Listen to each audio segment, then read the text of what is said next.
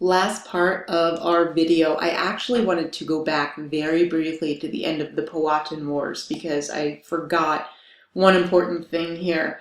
Not only did the Treaty of 1646 segregate the Powhatan Indians from the English, but also this was the original Powhatan territory. It was in the mouth of the river. So this also displaced a lot of the Powhatan peoples as well because they could no longer live here.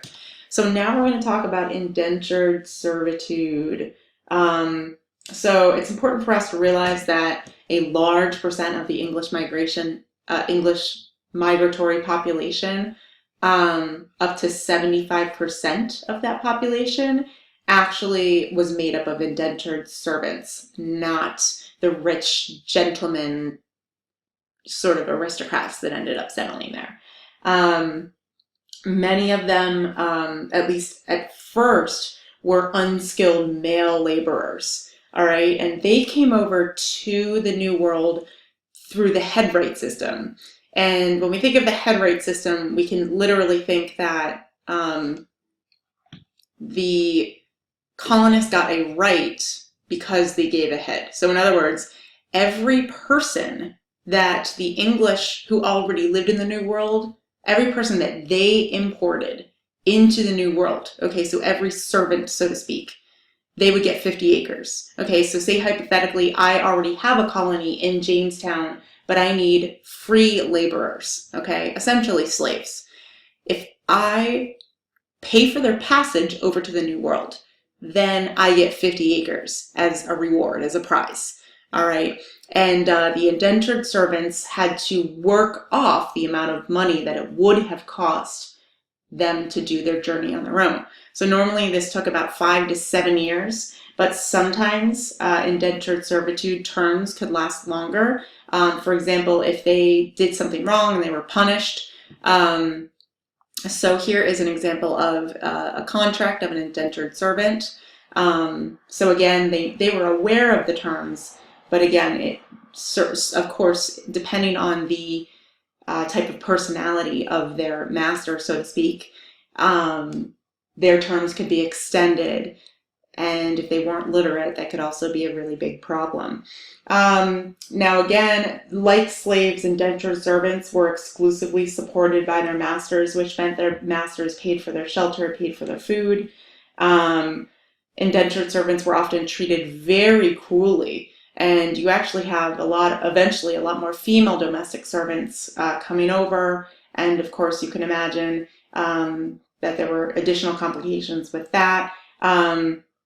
Indentured servants were actually not allowed to get married, and they were promised something called freedom dues after their term was over. These freedom dues either took the form of land or money, and either one was very appealing to these people who came over from England.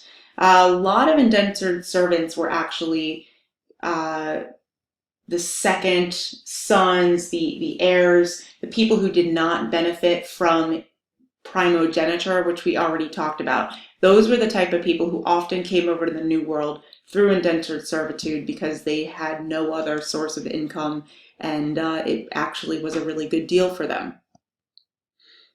Okay, so here we go. This is just actually I should have advanced the slide earlier. Here we go, spelled out the headright system. Pay for a passage, get 50 acres. Typically an indentured servitude contract follows these provisions. It's also important for us to note here that oftentimes indentured servants actually died before their term was over. So you can imagine how cruelly they were treated. I could pose this question in class, really, but why this matters. We'll talk about that. So let's talk about the government in the colony of Virginia, and then we're going to move on to Maryland, and then we're going to wrap up for the day. Okay, so first off, Virginia is going to become what's called a royal colony.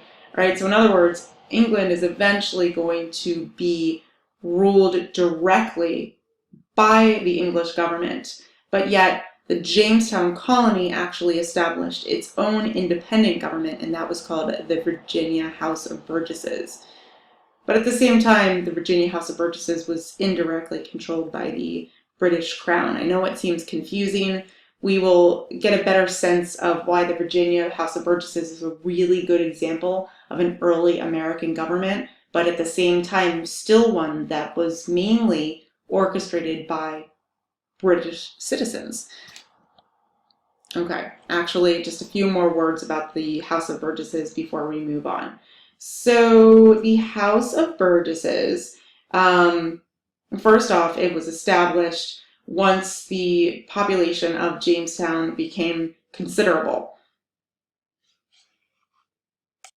The House of Burgesses also maintained a large degree of sovereignty over the colony's economic system. So actually, the English were more concerned over the political realm over Virginia and not so much about the economic affairs, which is important because Virginia became very rich. The House of Burgesses was established in 1619, and basically the House of Burgesses was similar to the House of Commons in the British Parliament. All right, so the House of Burgesses had control over finances and the militia, etc. But again, many of the people who were initially appointed into the House of Burgesses were actually, or elected rather, were actually British citizens, right? Of course, because the colonies did not become independent until 1783. That makes sense. No brainer. All right, anyway, moving on to actually just a few more facts. Sorry about that. I fake out right there. The House of Burgesses, by the end of the 17th century, actually could initiate legislation. If you were a council member, you were actually, I said elected. I apologize, that was not correct. Council members were actually appointed by royal governors. Many of them happened to be leading planters, so they had a lot of money. And the council functioned more like the House of Lords. All right, but there was a really high death rate, as we already discussed, in Virginia. So there was really rapid turnover of members of the House of Burgesses. And also, it gets complicated by the fact that King James I becomes increasingly hostile to the Virginia colony. Part of this was because he hated the tobacco crop. He also did not trust the House of Burgesses. He actually called them a seminary of seduction. Dun, dun, dun. In 1624, King James actually revokes the charter of the Virginia Company because they are bankrupt at this time. The Virginia Company was crippled financially during the Powhatan Wars. Okay, so that's actually how Virginia becomes a royal colony. So I had to stop and look at my notes there, but I'm really glad that I did. All right, moving on to Maryland. All right, so Maryland was actually an example of a proprietary colony, which meant that it was owned privately by a family. Okay, so it was not controlled directly by England. In 1632, Maryland was given to the Calvert family. It was a British aristocratic family. Okay, it was meant to be run by the family as a proprietary colony. So this means that Maryland was the only original colony. Well, actually, this is more religious in significance. The Calvert family, this family that earned or inherited or was actually, they were gifted, they did not inherit Maryland.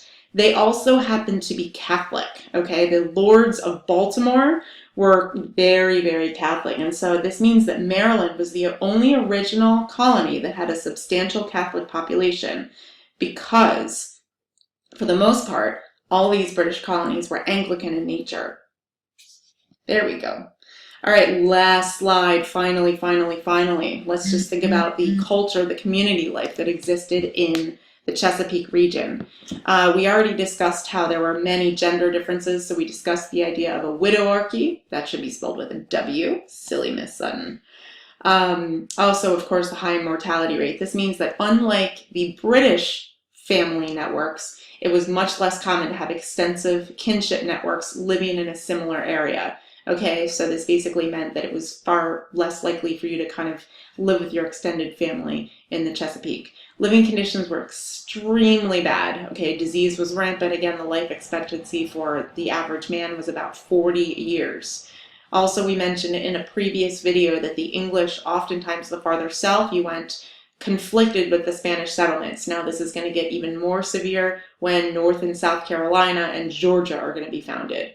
And also, the culture was still very much British in nature. Okay, so all the people despite the fact that the Virginia House of Burgesses was established, and there was a very close allegiance among British people to the English government, to the society. If you had money, you still saw yourself as a landed aristocrat. So because of that, it took longer for the Chesapeake settlers to kind of form a unique American identity. And this is in contrast to the New England colonies, which actually really developed a unique personality much more quickly. So that is it for the Chesapeake and for the New Spain and for the New France flipped classroom discussions. Our next series of videos are going to talk about New England, so stay tuned for those. If you are not in my class, as always, feel free to subscribe, and thanks.